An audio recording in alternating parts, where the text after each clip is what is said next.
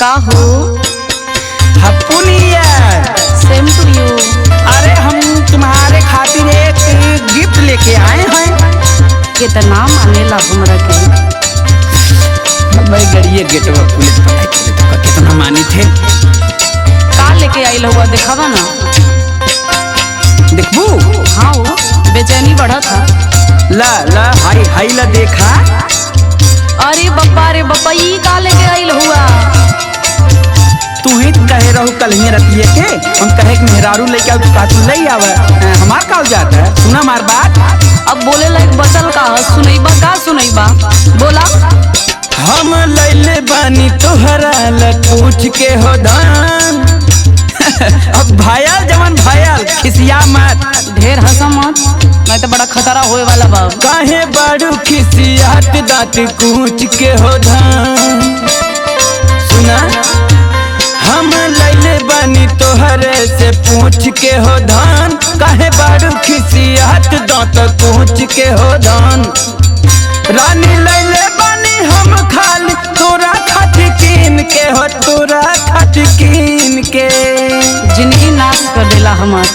नया साल जो हाली हा दिन गिन गिन के माई रे माई हद कर देला। नया साल जो हाली हा दिन गिन गिन के जना लीना तोहा फाली आई बसावतीन के। जना लीना तोहा फाली आई बसावतीन के। जना लीना तोहा फाली आई बसावतीन के। जना लीना तोहा फाली आई बसावतीन के। ए दीदी प्रणाम गोड़ लागत है। हम न तोहर बहिने है छोट बहिन समझला हमहू के याद से। हट के चली जाना तो झोटवा उचार के मारब। बन के चलैलू हमरे घर के कुलक्षणी नहीं तै तो मलाई खाबे तो खैहला पासी। तै तो मलाई खाबे तो खैहला पासी। ढेर बड़ी बोला बेटा देबे तोहे खपासी। ढेर बड़ी बोला बेटा देबे तोहे खपासी। तै तो मलाई खाबे तो खैहला पासी।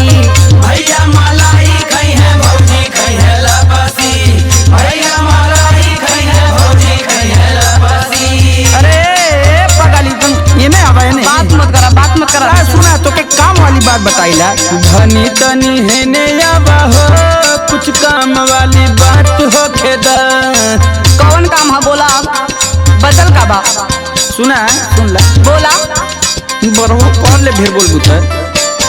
ओके साथे रात में या तोरा साथे दिन के। तोरा साथे दिन के हो तोरा साथे दिन के। ओके साथे रात में या तोरे साथे दिन के। तोरा साथे दिन के हो तोरा साथे दिन के। हम सोचे ना रही तो इतना लतखोर निकल जाइबा। सपने में ना सोचे रहे। नया साल जो हाली हा दिन गिन गिन के जना लीना तोहा फाली आई बसावतीन के। जना लीना तोहा फाली आई बसावतीन के। जना लीना तोहा फाली आई बसावतीन के। जना लीना तोहा फाली आई बसावतीन के।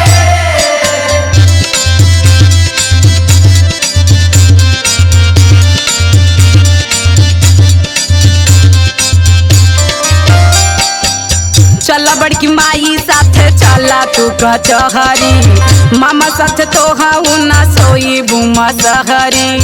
मामा साथे तोहा उना सोई बुमा सहरी। मामा साथे तोहा उना सोई बुमा सहरी। सोई तो के मसेरी आई हो मसेरी चढ़ के सोवे। जौनपुर में चला फरिया जाई आज। अरे पागल तू ओकर बार का नोचती हमार सुन। धन सब धन तोहरे किया वाई स्टाम्प पे लिखी। स्टाम्प ना मानीला स्टाम्प पे लिखबा तो के वो मानी ना चला कोर्ट कचहरी में। आ तू ही कहे रहो दूसर बियाह कइले का अपने मन समझ के आए का।